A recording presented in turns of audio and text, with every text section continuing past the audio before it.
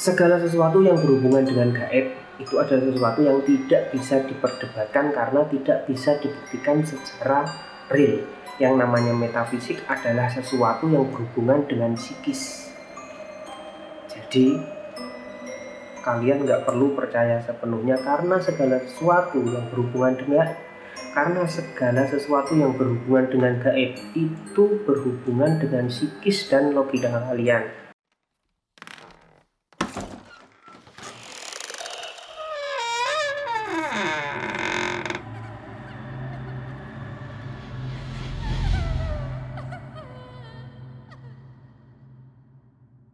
Hey, assalamualaikum warahmatullahi wabarakatuh. Selamat datang di Jendela Dimensi.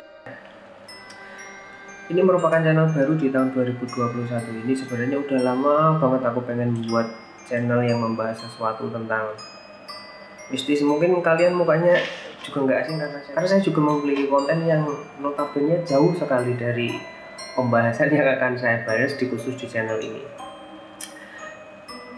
Channel ini pasti banyak bertanya kenapa namanya Jendela Dimensi, karena ya jendela itu maknanya ya untuk melihat ya, bukan melewati. Kalau pintu dunia lain itu kan pintu alam gaib melewati, ya kita cukup lihat aja lewat jendela, nggak usah musik sesuatu yang berada di dalamnya itu. Dimensi apa ya? Karena di dunia ini hanya ada dua dimensi kita dan dimensi alam sebelah. Nah, sekarang lagi banyak marak sesuatu atau hal-hal gaib yang sering dimasukkan ke kamera, entah itu real atau fake. Saya secara khusus pengen sharing mengenai hal itu. Jadi nanti khusus di channel ini akan membahas berbagai hal tentang mistis, entah itu cerita horor, cerita mistis, menguak mitos. Dan nanti akan ada segmen khusus yang namanya Ensiklopedi Setan. Jadi Ensiklopedi Setan nanti mengupas tuntas sejarah setan itu berada. Jadi contohnya seperti ini. Sejarah kapan pocong itu mulai ada dan dikenal orang. Kan logikanya gini. Kenapa bisa pocong? Yang bentuknya seperti itu, pocong. Wah, kalau sesuatu dipanggil-panggil terus pasti akhirnya datang. Jadi kalau kalian sudah siap ngikutin konten ini, siapkan tempat yang nyaman, yang terang, dan jangan kaget. Saya nggak akan pakai suara-suara yang akan mengagetkan kalian, karena ini sifatnya nggak nakut-nakutin, tapi membuat wawasan biar kita ngerti setan itu sebenarnya apa, pocong itu sebenarnya apa, kuntilanak itu apa, genderuwo itu apa. Nah, saya akan mencari tahu dan mengupas tuntas dari banyak narasumber yang bakal saya tanyain itu nanti. Kalau menurut saya sendiri, mempelajari alur dan analogi dan lain sebagainya, tidak cenderung ke arah mistisnya aja. Pocong, yang kita ketahui dari pocong itu adalah salah satu syarat atau tata cara seseorang muslim bila meninggal dan dikebumikan atau dikubur. Itu syarat pertamanya harus dipocong. Nah, berarti kita bisa ambil kesimpulan bahwa pocong itu pasti beragama muslim. Karena apa? Yang dipocong berarti muslim. Iya enggak? Yang dipocong berarti muslim, karena itu syarat salah satu agama untuk mengkebumikan atau mengubur jasad seseorang yang telah meninggal. Kalau di agama lain kan nggak ada yang dipocong selain agama muslim. Nah, kenapa setan itu jadinya cuma pocong, atau pocong yang jadi setan? Tapi saat dia muncul, dia takut sama ayat-ayat Al-Quran, entah itu yang dikhususkan untuk mengusir ataupun ruqyah atau apapun, mereka takut. Kan aneh, kenapa mereka muslim tapi takut sama ayat Al-Quran. Nah, setelah banyak hal yang saya pelajari dari itu dan saya simpulkan juga, mereka hanya jin atau makhluk yang menyerupai energi ketakutan manusia tentang sebuah kematian.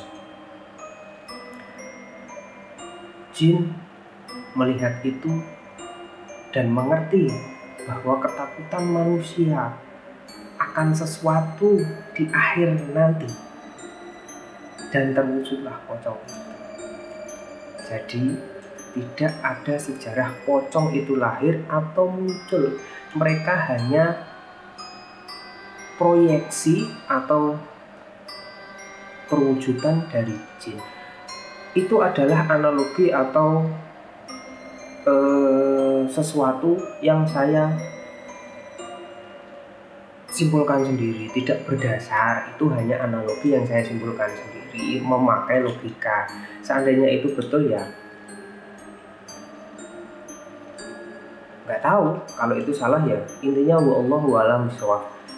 Semua yang tahu hanya Allah, itu tentang kebenaran. Cuman kalau kita jelajahi alurnya secara dalam, kenapa itu terjadi pocong, dari tahun berapa sampai berapa kok ada, dan adanya cuma di tanah Jawa, kenapa di tempat muslim lain kok nggak ada, kayak di Arab gitu yang juga banyak orang muslimnya yang meninggal di pocong.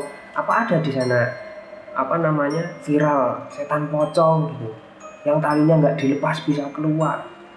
Semua itu berdasarkan dari mitos. Terjadilah kekuatan pikiran orang tertanam, mengeluarkan energi dan ditangkap oleh makhluk lain dan menjadi proyeksi seperti itu, jadilah pocong. Nah, besok setiap segmen Eksklopedia Setan kita akan membahas itu bersama narasumber. Narasumber itu bisa saya campur nanti indigo atau praksi spiritual atau orang kejawen, semua ini nanti saya akan datengin satu-satu. Kemarin saya udah bikin video banyak, tinggal saya upload satu persatu aja, nanti menunggu segmennya aja. Terus nanti gini, kan sekarang juga lagi marak explore kesana kemari malam-malam. Nanti saya akan buat yang baru buat kalian. Kita nggak perlu explore, kita cukup ambil fotonya, kita cari orang yang benar-benar tahu tentang spiritual, melihat fotonya ada makhluknya enggak dari situ, melalui halusinasi mereka yang menurut mereka itu benar-benar ada, kita tarik, kita masukkan mediumisasi di sini, kita ajak podcast. Jadi nanti juga ada segmen nanti hantu podcast. Oke? Ikuti dan simak terus konten saya. Jika kalian menikmati atau mendukung saya untuk membuat konten ini, cukup bantu saya subscribe, like, dan komen. Jangan lupa juga share dan bunyikan tombol lonceng di kanan bawah, biar saya semangat terus untuk membuat konten yang menarik untuk kalian. Segala sesuatu yang berhubungan dengan gaib itu adalah sesuatu yang tidak bisa diperdebatkan karena tidak bisa dibuktikan secara real. Yang namanya metafisik adalah sesuatu yang berhubungan dengan psikis. Jadi kalian nggak perlu percaya sepenuhnya karena segala sesuatu yang berhubungan dengan gaib itu berhubungan dengan psikis dan logika kalian. Jika kalian terlalu halu, itu juga akan menjadi paranoid, menjadi sesuatu yang memberatkan diri kalian sendiri. Jadi jangan terlalu menggebu-gebu untuk percaya sesuatu yang berhubungan dengan mistis. Mereka memang ada makhluk-makhluk itu, tapi tidak semudah yang dikatakan dan dibicarakan orang-orang. Mereka hanya proyeksi dari pikiran dan ketakutan kita sendiri. Tidak semua yang mereka katakan betul. Jadi segala sesuatu itu malah kuat berdasarkan mitos, kata orang, dari pembicaraan orang ke orang lain selalu banyak, terus menerus menjadi sebuah sugesti dan menjadi bentuk diproyeksikan oleh makhluk-makhluk di alam itu, dan jadilah sebuah bentuk ketakutan atau sesuatu yang seperti itu. nanti akan banyak hal gitu. Saya nggak mungkin juga nanti bakal ada explore kemana gitu juga, mungkin bisa juga, cuman kita hanya pengen tahu cerita.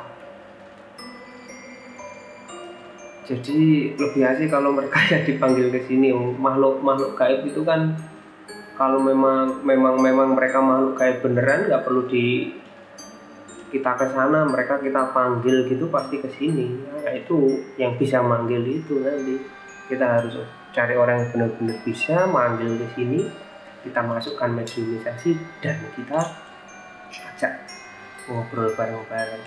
Oke, ikuti konten saya terus. Jangan lupa subscribe dan like. Sementara gitu dulu yang bisa aku jelaskan untuk kalian di video opening ini, karena ini akan menjelaskan sebagian besar konten-konten atau segmen yang akan aku kasih ke kalian nanti. Oke? Assalamualaikum warahmatullahi wabarakatuh. Salam.